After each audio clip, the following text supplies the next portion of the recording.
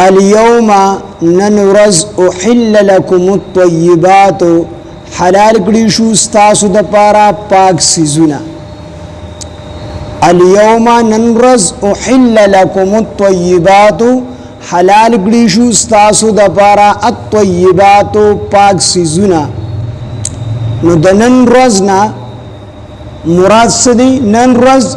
یعنی د حجۃ الوداع په موقع باندې دین وړاندې آیاتونه نازل شیو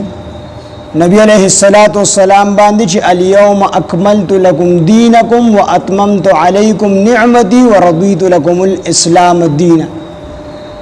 چې ما دین مکمل کو خپل نعمت می در باندې تمام کو چې دین مکمل شو نو مطلب دا دی چې 10 هجری وا او د رسول الله صلی الله علیه وسلم د ژوند اخیره ورځ وي نو چونګ نبی علیہ الصلوۃ والسلام د دنیا نه تلون کېو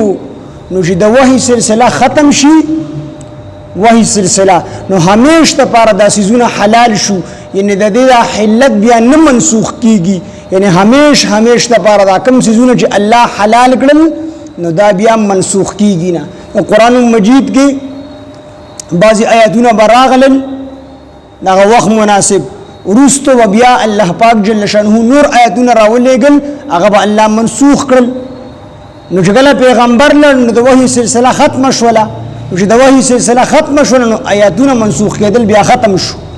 نو الله فرمایي چې الیوم ننرز احل لكم الطيبات حلال کړي شو تاسو د پاره پاک سيزونه دا پاک سيزونه همیشه د پاره تاسو د پاره حلال شو یعنی د دې منسوخ کېدل ختم شول ځکه چې دا 10 هجری و د عرفه ورځ